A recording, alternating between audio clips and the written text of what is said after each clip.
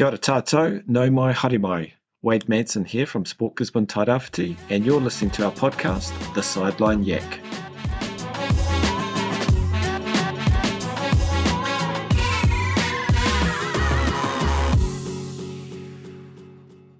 Ngā mihi mahana kia koutou katoa. Warm greetings to you all. No mai hoki mai. Welcome back whānau to The Sideline Yak, a self-proclaimed world best sport podcast of Tairawhiti, where we comb through the hairy matters of our sporting world. What an awesome response we had to our first episode, and we are super excited to now have our second one ready to share. We can actually call this a series now. If you need more of an intro, feel free to listen to episode 1 with Amber Church. Or if you are becoming a Yak fan, then share this out whānau far and wide so everyone can enjoy this kōrero. Ka pai. Today on the show, we're talking to local surfing sage and coach Florian Bub, or Flo as he is more commonly known. All those lessons are really valuable as long as you stay kind of open-minded and look for opportunities. It's all about opportunities and grabbing those. Flo has called Tūranga, Gisborne home for the last 7 years after leaving his Bavarian hometown for the Kiwi surfing lifestyle. Flo was a former champion ski racer competing on the international stage for Germany. A career-ending knee injury changed the course of his life, and from there he moved into the financial sector working as a bond trader and managing stock portfolios. Upon moving to Gisborne, he took up the role of Regional Development Manager with the Gisborne Boardriders and still holds that role today. Recently, he has joined Poverty Bay Rugby Union on contract as the Club Development Manager. Today, Flo reflects on how his parents influenced his passion for sport. We chat about the impact of his knee injury and how he was able to reflect and find a positive way forward. We take a look at the finer details of coaching, how finding your why can help guide you in life, using reflection as a tool so you don't miss out on important learnings, and what a good mentor can look like. Flo's positive outlook on life is infectious. There are always opportunities in life, and we are truly grateful to have had this opportunity to have a yak with Flo. Kara whiua, let's go.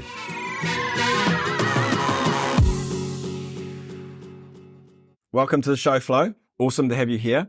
Before we start, I'm just going to test out my third form German. Guten Tag. Yeah. Wie geht's? Sehr gut. Sehr gut. Nice. Cool. Oh, well, that's good. Mir geht es sehr gut. Yeah, that's perfect. Brilliant. Awesome. Thanks, mate, for coming on. Appreciate you being here. Let's just kick off. Talk us through your origin story. Where have you come from, and what did you do when you were younger? Yeah.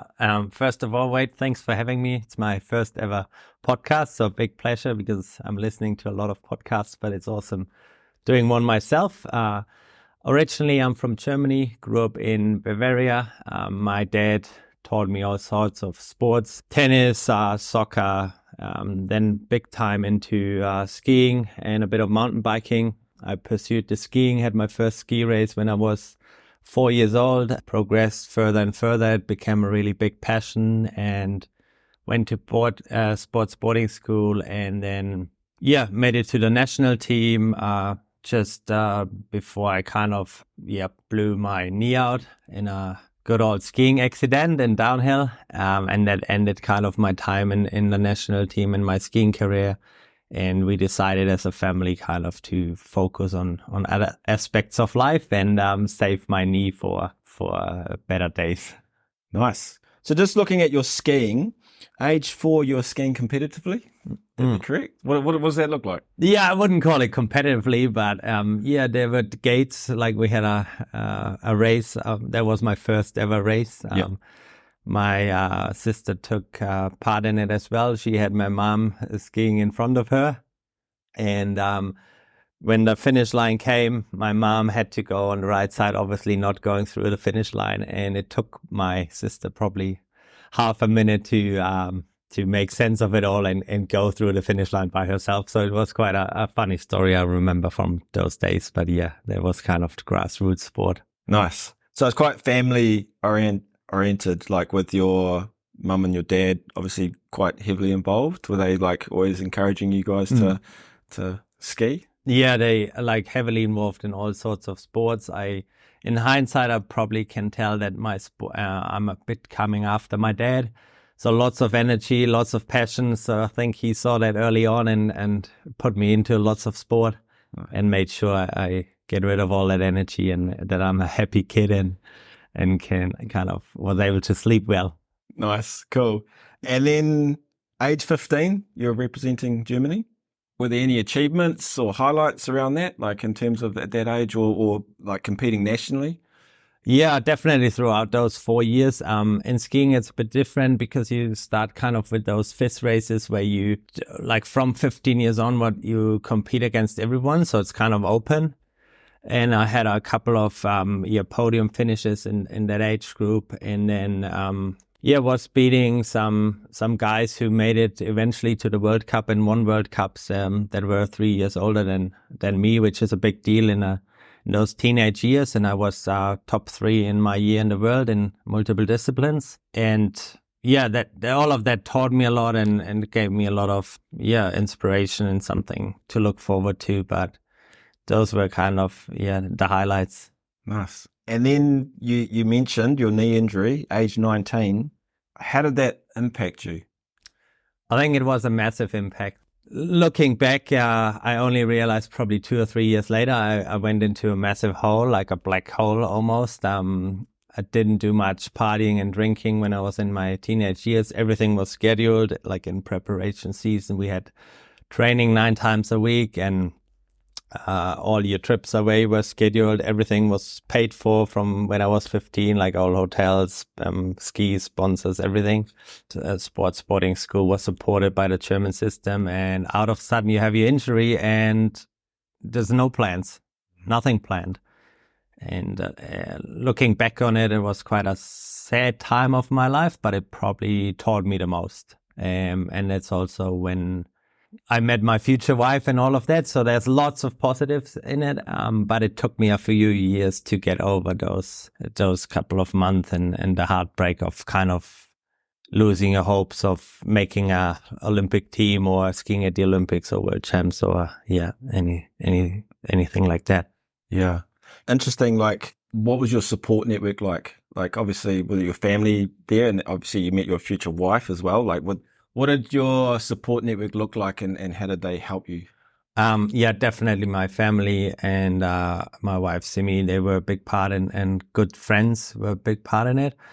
But it's an age where it's all about partying and living free and doing stuff you like to be doing. And I feel I pretended a lot that I'm okay as well, or I probably was okay at times, but when you had those moments by yourself or when you partied a bit harder and the next day you realized, hey, you feel a bit lonely and a bit lost. And it's just, I think in hindsight, I could have opened up a bit more and talk about it, but I didn't. And I figured it out. It took me a bit longer, but I got there eventually. Yeah. Sorry, I'm like sort of digging a little bit deep on this one. When you figured it out, what did you figure out? And how did you figure it out? Good question. I think we have to backtrack probably even 6 or 7 years earlier when I was 12 or 13. There was a massive skiing or gondola accident in the Alps. About 200 people died in a train that goes through the Alps and brings people up to a glacier. And like 6 of my best mates died there. And that impacted me even more than my injury probably in hindsight. But it also helped me when I got injured and I realized, hey, there's other people who can't be here anymore and can't experience all of what we are experiencing every day, our beautiful world. And it made me realize that there's more than skiing, more than sports. There's so much out there you can do. And I want to be grateful that I can still be here and I can challenge myself. I can pursue my dreams and kind of do whatever I feel like doing and doing good in the world. And I think that really, that time being injured helped me reflecting on that and why I'm here on Earth still and why I want to do good stuff. That's huge. That's massive. Thank you for sharing that. That's a massive story. And sorry to hear about your mates and to know that, like, especially with the injury and then like moving forward, there was that opportunity to be able to reflect on things and So thank you for sharing that. That's massive. So coming out of skiing, so 19 and you're moving forward, what did that look like and where did you head? What direction did you head? Yeah, so I think, again, I was heavily influenced by my dad. He always wanted to make sure we had a good education and, I set up for life and all of that. So I ended up choosing between medicine and banking. And I decided after a few days in hospital and seeing all the different departments, I thought, that's not quite for me. So I decided to pursue the banking career and started an apprenticeship in a bank in Frankfurt. Went into the financial district there. And after the apprenticeship, the bank kind of saw potential in me and they sponsored me my education or my studies in a private school on the weekends. So I worked 4 to 5 days a week on the trading floor, trading bonds, and studied on the weekend. And that was my time until 2027, 28, with a short stint in Hawaii where I studied abroad for half a year, which was pretty epic because a lot of my mates studied full time. So in the German system, you study the whole year, but you got 2 times, 2.5, 3 months off. So you pretty much on vacation for 6 months of the year. And I never had that. And I always wanted to go and be able to surf a bit more. So one of the universities was Hawaii Pacific's. And I said to my parents and the bank, I want to go there and kind of experience the good life in Hawaii for half a year.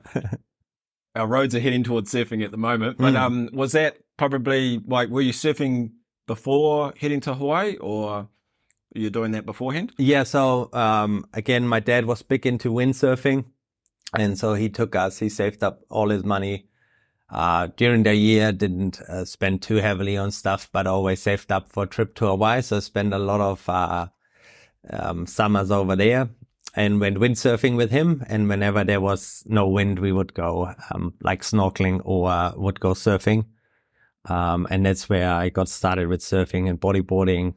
And then also after my injury, I was had a 6-9 months around the world a little bit and did 3 months in Australia where I surfed a lot. And then during my banking time, I also continued surfing. That's kind of how it all started. Nice. Cool. And you're managing a stock portfolio as well. Yeah, on the side, I'm managing a stock portfolio. That's right.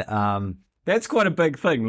And with people obviously giving you money, bringing money in, and you had to manage the money for them. And there's that whole factor around risk, and then obviously knowing what you're talking about and where you're heading with it as well. So are you able to just share with us a little bit about that? Or? Yeah, totally. The portfolio is still running.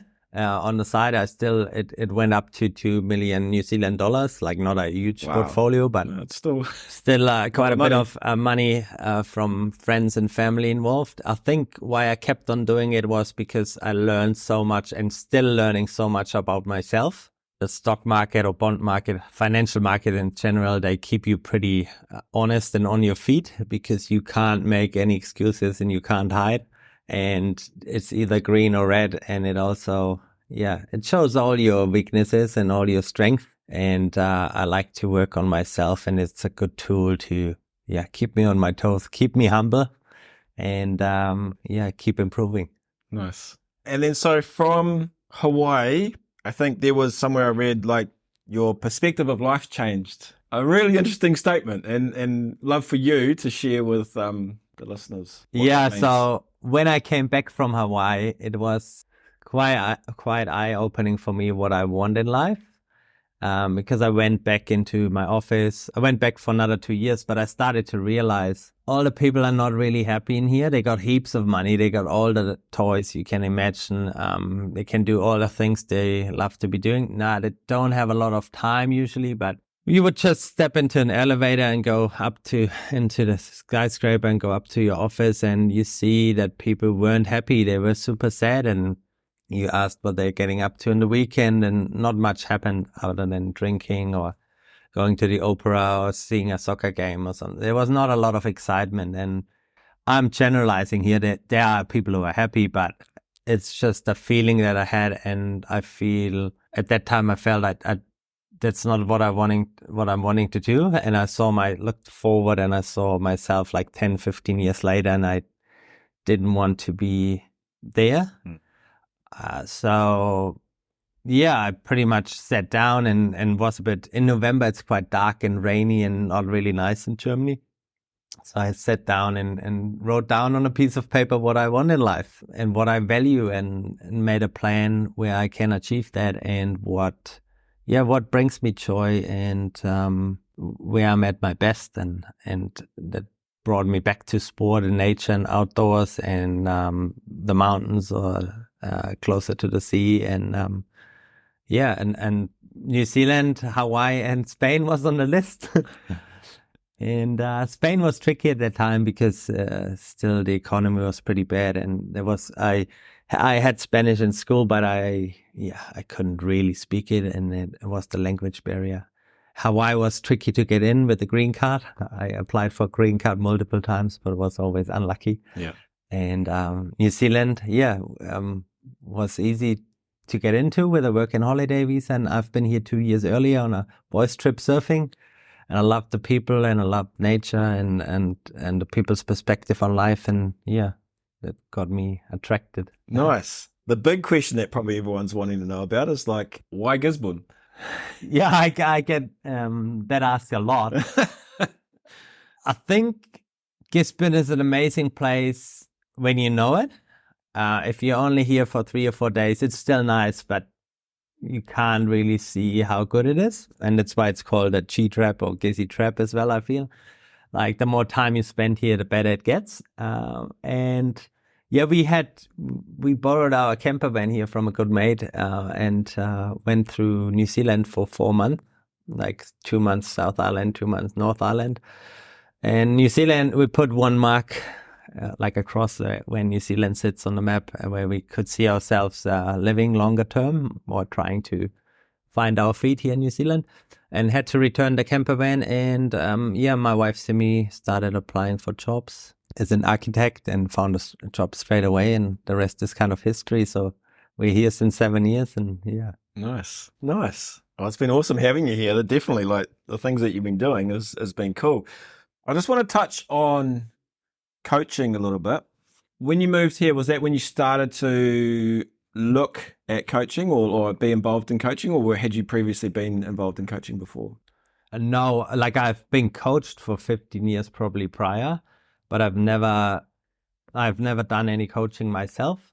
I guess on that paper where I looked at where I can achieve my goals, there was also things I value and I like to do, and I wrote down just in one word was coaching. There was also being a travel agent, or like supporting people with their travels, because I like adventure and outdoors and stuff. But coaching was on there, and I never thought I would be coaching in surfing. But I saw myself doing some life coaching. I thought at that time, because it's not a big thing for Kiwis, I guess, because Kiwis are really adaptable and open-minded, and they change their careers all the time, and they're really embracing life, I feel. But in Germany, it's different. Like once you set your career path, at least when I grew up, and it's still the same to a degree, you are in that career path for most of your days, pretty much. And it's really hard to go into another, pursue other things. And I thought I was pretty proud of myself making that move away from the money and looking at what I really wanted in life and writing that down and then going after that. And I thought I could help people with that and just share the process and coach them through it. And that's why I wrote down coaching and what got me excited about coaching at that time.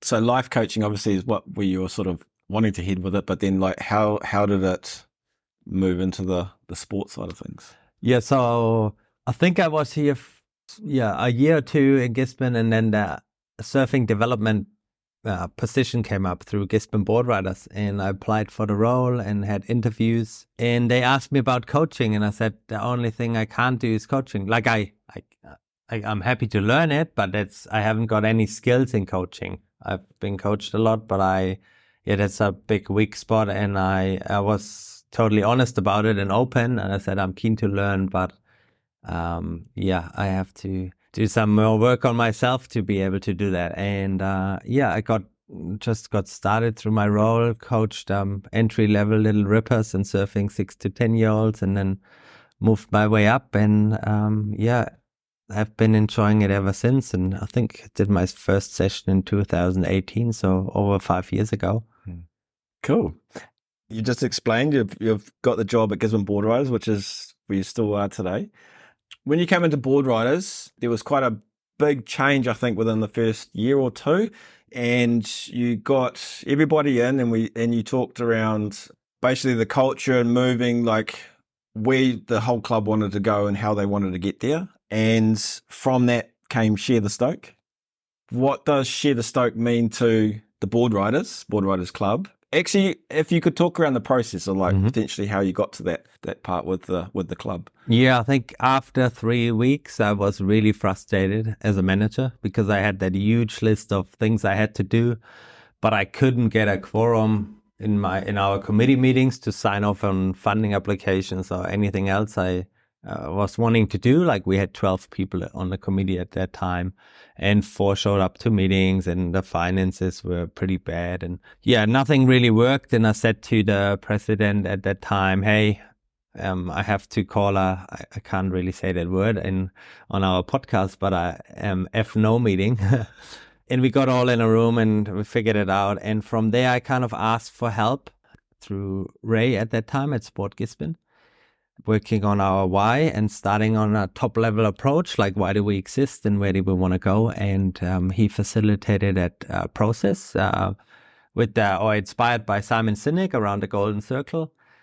Starting with why, and so not communicating with what we do, like not around our surf competitions or no hose up the coast or whatever it is, but starting with why we do all those things, and then we work through our house, so how we want to work together and how we operate at our best. And the why process was really interesting. We were maybe 12, 15 people, a wider committee, and really Ray facilitated it and got us sharing kind of our best memories, good stories around why people have been involved in the club and why they're proud about it and all of that. And we nailed it down to a few words and stuff. And then I think at that time it was Nikki Horseman, if I'm quite right. And she said, that looks all about sharing the Stoke. And we all looked at her and thought, that's right. And a Stoke is only a feeling that only a surfer knows. And it's about excitement. It's when you come out of the surf and you have a big smile on your face. It can be spiritual at times. And as a club, we want to share that. And it moved us away from the pure competitive side, which only really caters for 5 or 10% of surfers. And we reached out to the wider community, and we are now not operating, I would call it, but we're helping people from Mahia to Hicks Bay. Yeah, it all changed, and it made our decisions easier, and it made our committee meetings better. It made everything better all around, and we attracted more sponsors, more funders, more people who wanted to help us, and we're still on that journey. Nice. When you talk about make things better, like, can you just share a few stories perhaps of some of the things that you have done? Like, I know you've done a massive amount of work up the coast. You've also done a lot of projects here in town, like just changing the face of surfing in terms of just the inclusivity of everyone coming on board and just being a part of it now. Like, it doesn't matter if you know how to surf or you do know how to surf, there is a entry point for almost every single person. Are there any that probably stand out quite a bit for you, or that you're most proud of, or even the club that's most proud of, that you could share? Yeah, totally. I guess it all started with our container at Midway Beach. So the club hasn't had a clubhouse since the 1990s, when the clubhouse was at the skate park and it was all around parties and all that. And it sounded like an amazing time, but in 2018, when I started, there was no way we could have a place at the skate park and have massive parties and all of that, because times have changed and health and safety has changed. But I wanted to get to a clubhouse or a hub as close as we can get. So I came up with the idea of putting a container at Midway Beach, targeting kind of at-risk youth, but also other people who don't have the access to surfing and the beautiful surroundings we got, the beaches and waves. From there, kind of, we took the success we had there and we started surfing for farmers there, and we did the moms or women's on waves, and we run a women's program now. We did adaptive surfing here. That was all on the community side, and the community side grew more and more, and we applied for a lot of funding and asked for help around the coast. So we put up containers at Tucumaro Bay, Waipiro Bay and Hicks Bay after we've been up there for 2 years and shared our knowledge and upskilled, and have got now a couple of hubs up there. And now we're going to put a container, the one from Midway, we're going to donate to the Mahitian Wave Warriors down in Mahia. And we also donated our old trailer because there has been a new building, or there's a new building, the Midway facility will kick off in October or November, and we are lucky enough that we got a space in there, like a storage space downstairs, and we're gonna get an office upstairs, and that will be our new hub. That's sort of the community side. And I think on the performance side, we also improved. We won Club of the Year at the Nationals in 2021 with outstanding success with Seffi Vitti and Finn Vitti and some of our senior surfers and longboarders. That's amazing achievement. And I feel just bringing everyone together, no matter what board they're riding, no matter if they're competitive or non-competitive, everyone seems to be helping each other. And that community comes together because we all want the same for ourselves, but also for the kids that are coming through.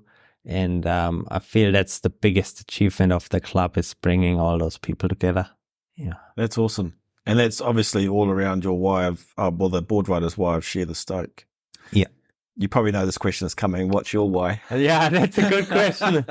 And I reflected a lot on that. I've done a lot of work on myself the last 2 years, I feel, because I always make that joke when you have a good dentist or good doctor or good personal trainer, quite often they smoke or have really bad eating habits or are really unfit.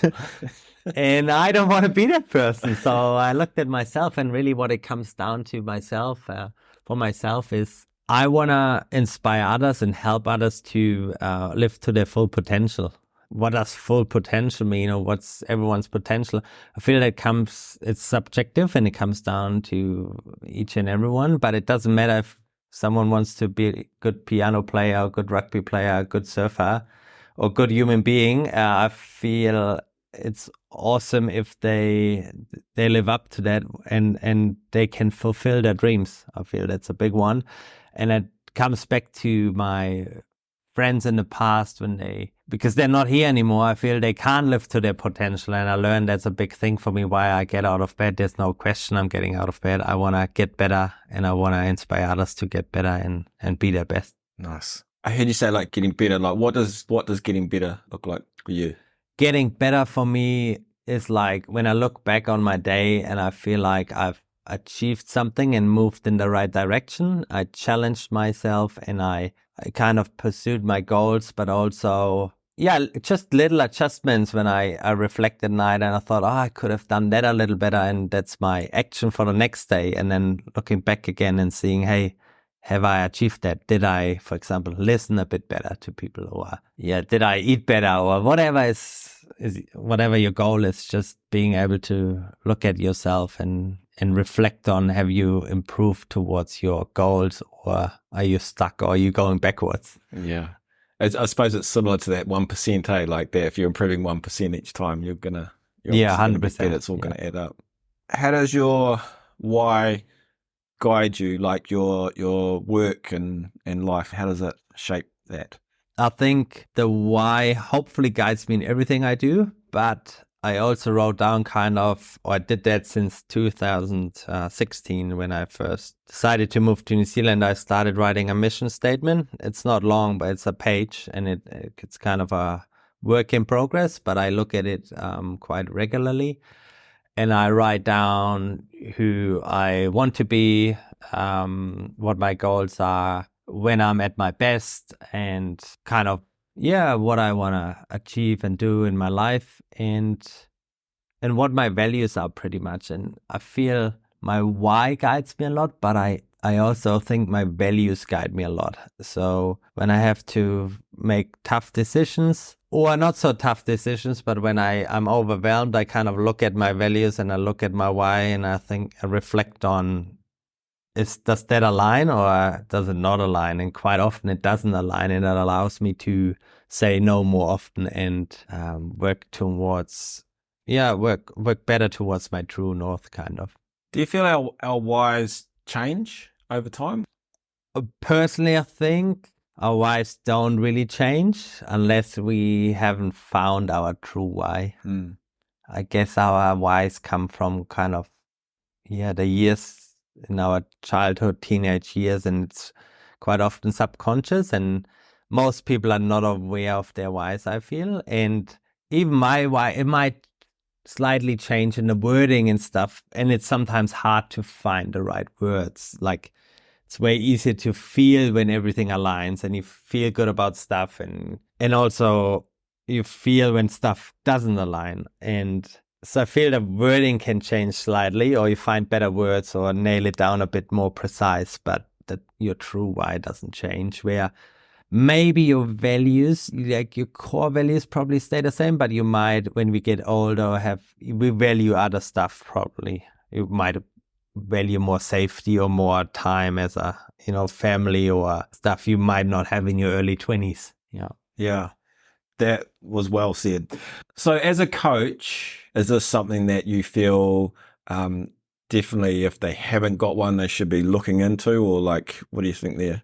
I think having your why is super important, but it's also a tricky one because it's so deep and it's so tricky to find at times that it's overwhelming and people don't get started. So I encourage people to just get started and write down their best moments in life, or when they've felt really good, and when it was things they're feeling proud about, stuff they've done in the past. And just starting that process rather than thinking, oh, what's my why? I need to nail it down in a sentence. It's too hard at times. And as a coach, I feel your coaching philosophy, which links to your why, or like your philosophy or who you want to be as a coach, and knowing yourself, your strengths and weaknesses, is super important. So to answer your question, it doesn't need to be like a perfect why in a sentence, but knowing about who you want to be as a coach and what are your strengths and where you need help with is super important. Perfect. That's like, the next question was going into philosophies and stuff like that, but you pretty much nailed it. It's like looking at the difference of a why and the philosophy. But as you say, if you can like nail down what type of coach you want to be, the values around that, I think that's quite important. And then from there, that's almost starting the process of where you're heading for your what your why would be. Yeah, nice. You've mentioned quite a bit throughout our conversation around reflection, and I know you quite well in terms of that's a massive part of who you are. How has it shaped you? I think it links back to what we talked about earlier, and my why, kind of wanting to get better, because I feel quite often in life we make plans, we do the action part, and then we make plans again and do the action part, or just continue the action part without really reflecting on what has worked, what hasn't worked, what can we do better, what can we do different. So quite often we're missing all the learning which comes out of the reflection process. And it's super important to reflect and taking the time to sitting still and do a bit of deeper thinking and asking you some questions and figuring out if you're on the right path, kind of with your program or with your life or whatever you're trying to do. And especially nowadays, it's so tricky to find that space and time to kind of sit still, because our default mode is kind of grabbing our iPhone or our phones and just going through social media, and we're tired and we're not reflecting and having those breaks, and that's super important. Have you got any stories around, or any tips that our listeners that you could share with them around what self-reflection could look like? I guess I went to a lot of high performance sport coaching workshops the last few months. And they taught us a lot around intrapersonal and interpersonal knowledge, not so much about the technical or tactical knowledge of our sport. But my mentor there, or like the facilitator I look up to, he shared a model. It's called 3-2-1 reflection. And that's guiding me the last couple of months, where you look at 3 things you learned today, 2 things you're more curious about, and 1 thing you like to action tomorrow or in your next coaching practice. That's something I like to do. If you want to keep it more simple, you can just use the what do I keep doing, stop doing, and start doing. I like to do it on paper because you can go back to it, and then I kind of take those highlights out for me at the end of the month and kind of put them in a little place where I can revisit them. But if you don't have the time, just do it on your way home from work, or on your way home, like on a bike ride, or whenever you got time, and do it in your own head. And yeah, if you have some highlights, write them down. Is it important to share in terms of your reflections and just having that somebody to bounce ideas off? Or when you self-reflect, are you quite happy just to do it yourself, go through the process? I think that comes down to everyone individually and what they prefer. But I think it can be really eye-opening to share, especially to share with your family at times, or with your work colleagues, or with your mentor, your boss. Because for me, communication and honesty are 2 big things, and they're key to kind of get better or make everyone a bit more comfortable in how we interact with each other. So yeah, I'm big on sharing, but it's not for everyone. Nice. You mentioned the mentor.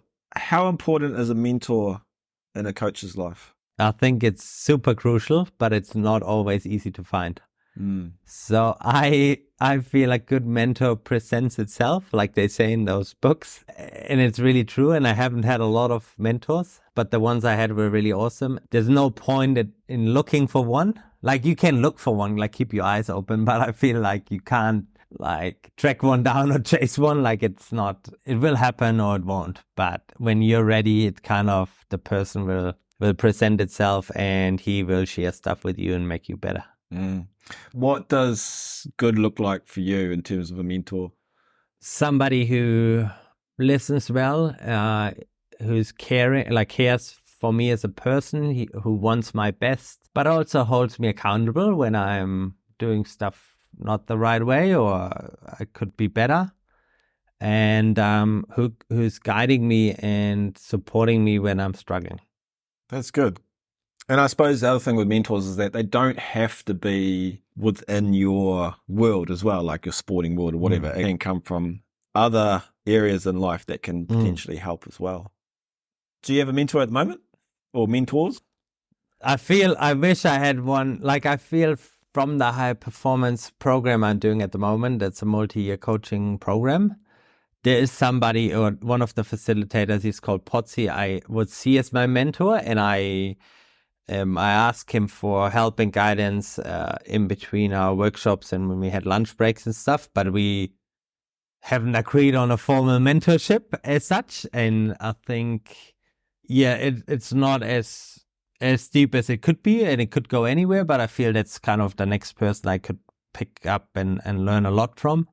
But yeah, other than that, there's heaps of people I kind of get bits and pieces of good information and learnings. Everyone got their strength, and yeah.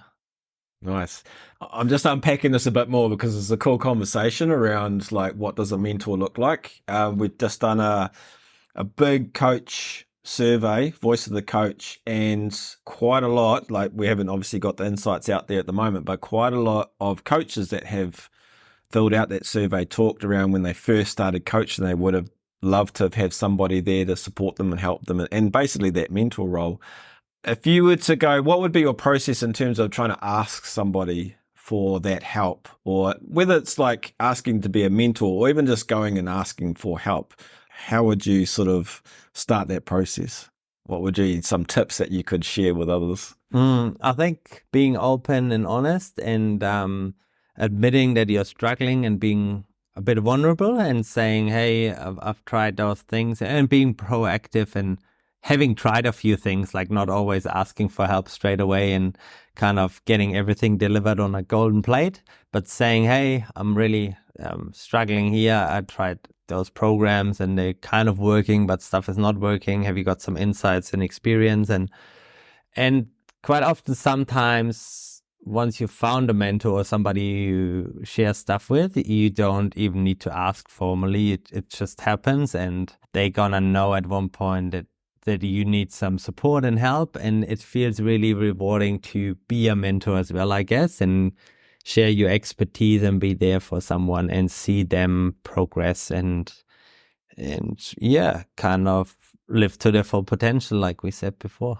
I'm going to flip it again. Yeah. So I know that like I've come to you before with quite a few things and see you as a real awesome person to be able to ask questions. And so if you're like on the flip side, so a coach comes to you, and this is cool to share out with everyone else. So there may be a coach out there that is approached by another coach asking for help. What's some tips or advice for those coaches that are going to potentially become either mentors or being able to offer advice? Really good question. I feel the biggest piece of advice and what I learned that it's good to not always give advice. So sometimes people just want to have someone that listens to them so they feel heard and they can share some stuff.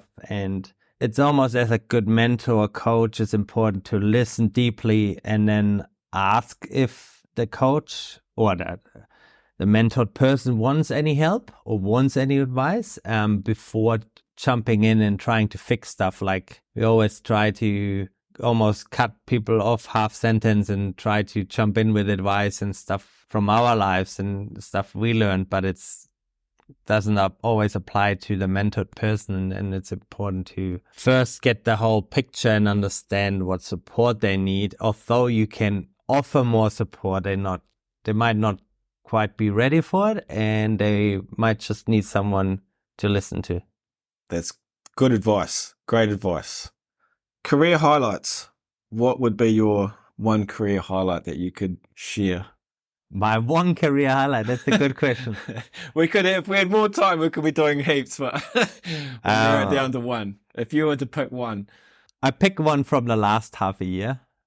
So I was approached by Different Code, which was rugby, to work for them. And because I knew my why and my values and everything, I got to work for them, and I feel I'm in the role where I can add the most value and be able to support them as a contractor.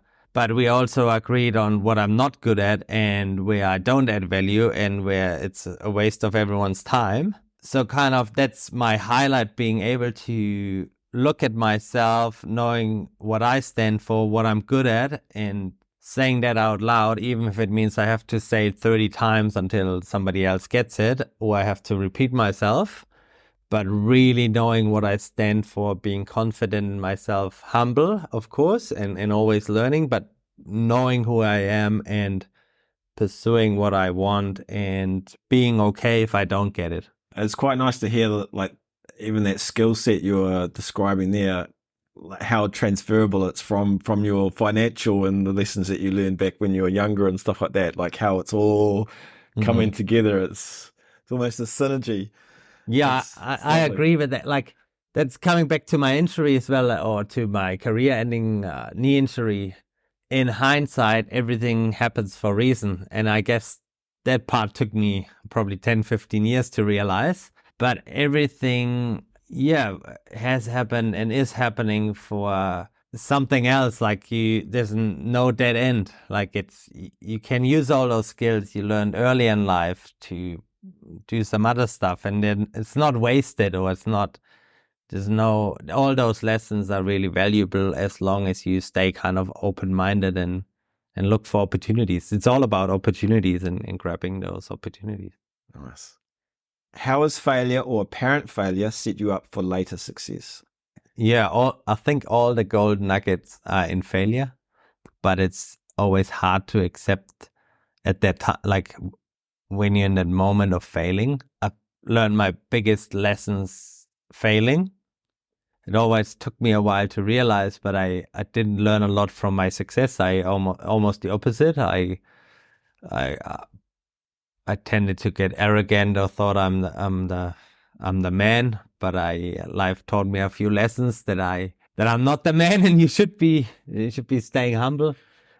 and failure and injuries, and I just had another knee surgery, and it just gives you time to reset, get rid of a few things physically, but also mentally, like narrow it down to what you really want, and you got more time to reflect, and you're not so much in the doing, and it gives you a really good chance to look at yourself and figure out where to next in life. So all my injuries set me up for a little change in direction, and just really aligning your future plans with your why and your values and everything, your big dreams.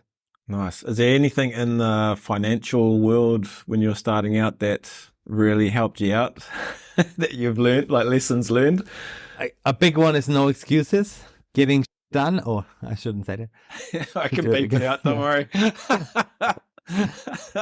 So yeah, a big one is kind of having no excuses, reflecting and analyzing and looking at your strengths and weaknesses and dealing with setbacks, always having a plan, but being able to adapt.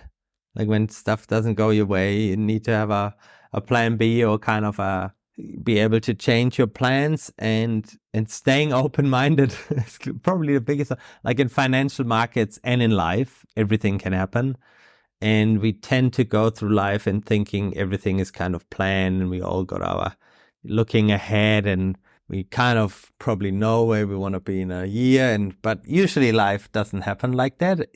It always takes a different turn, and being able to go with that and not getting frustrated and just getting on with it and doing with what you love, kind of, and going with the times and with the flow and with the feeling and all the good stuff. Nice. What does the future look like for you, Flo, in terms of sport and future goals, or where you want to head with sport and coaching? And since I came to New Zealand, I stopped making too many long-term plans. But in the last year, I realized it's all around, there's no pathway in coaching.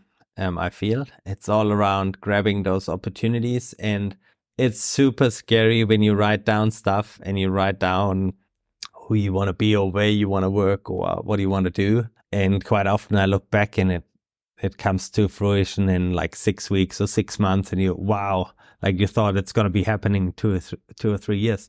I definitely learned that I love the community side, but I like the high performance side even more. So I would love to get more involved in high performance sport, or helping teams and organizations to work at their absolute best and really strive for, like, work towards stuff. It can be in a community sector as well, but I really like the high performance space. And I recently got approached by Seffi, who's going to the Olympics, to work with her on a weekly basis, which is fantastic, and being her rock and holding her accountable. And it's a massive opportunity for me to work with a fantastic athlete who's really self-aware, but also implementing my learnings from my past and the systems we had back home, but also from the recent high performance workshops I had and the learnings I had there.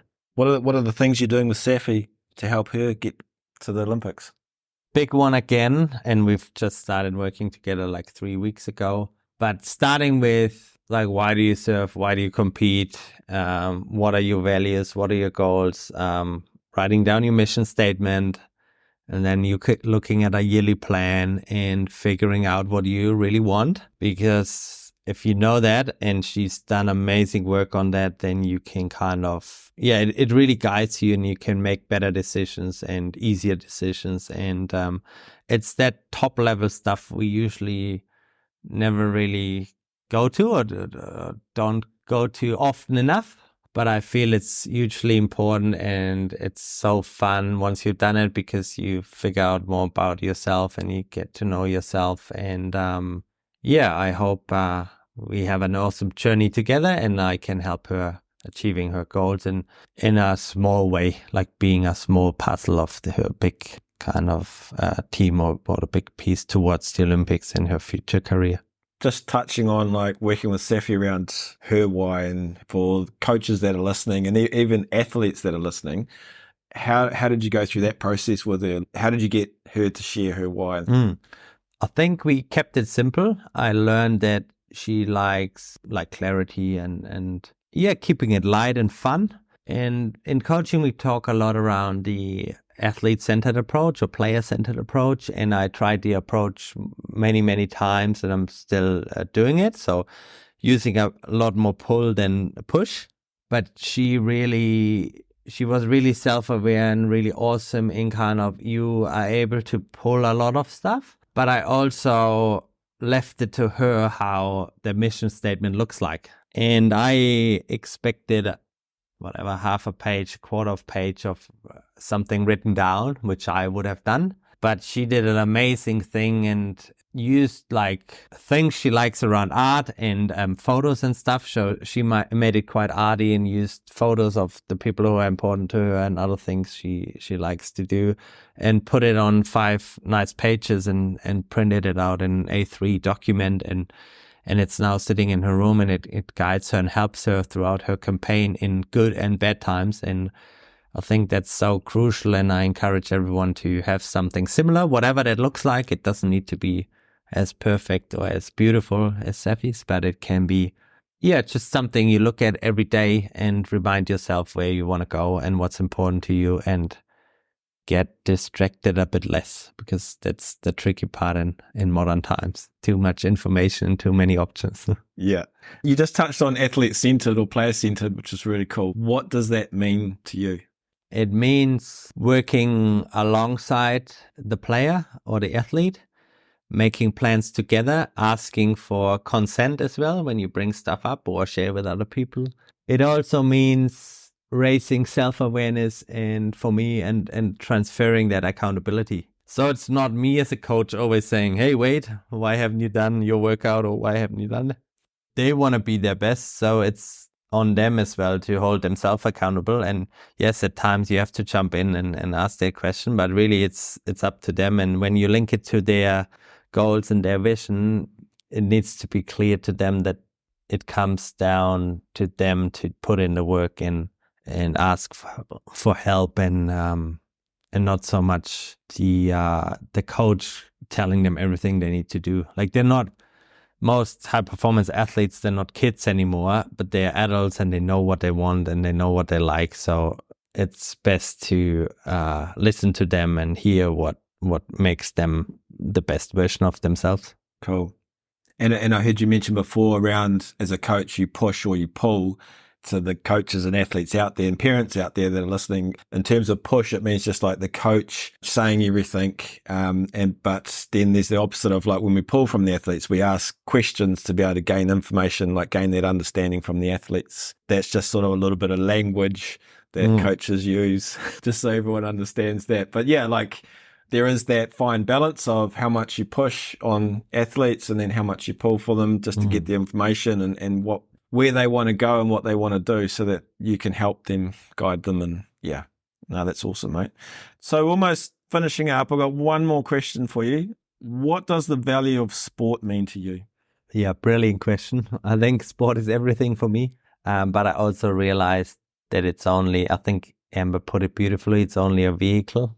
But still it's why I'm here today. I feel a sport. It's why I try to get better every day. It taught me all my lessons in life, together with the financial markets, but the losses I went through and the wins and the friends I made and the adventures I'm sharing. And when I'm having a bad day, if I go outside, that's the value of sport to me. And sport is connecting, no matter what color or background or language, or no matter how rich or poor you are. Like, there's games and sports, you just play together, and that's the beauty and the value of sport to me. And it can, I don't know, it's liberating, and it means so much for a lot of people, and it keeps us fit and healthy, and and it's something we can do and share. And for me personally, like, that's when I'm in the flow at times, when I'm surfing and when I'm doing also mountain biking or skiing. And it's hard to replicate in other things in life. Like, you just have those moments when you ski some powder or have an awesome wave and you kick out or you finish your run and you're like, oh, that's mind blowing. Like, it's hard to describe, and you have that big smile on your face, and that's why we really do it, and that's what you want in life, and those exciting moments, and seeing people enjoying it and being at their best. Yeah. Awesome, mate. Dankeschön. Thank you. Bitteschön. Love throwing back to my third form German. Mate, powerful messages in there. Amazing story. I absolutely love this whole time we've been chatting here. It's just been incredible. So thank you so much for sharing with us. And I hope a lot of people out there get something out of this today. It's just been awesome. So thank you very much for taking the time to have a chat. We appreciate it a lot. No, thanks for having me, Wade. I'm looking forward to listening to more awesome podcasts in Tairāwhiti, and I'm here if anyone wants to reach out or help or get support or even sharing ideas and knowledge. I'm always here and happy to chat coaching and life.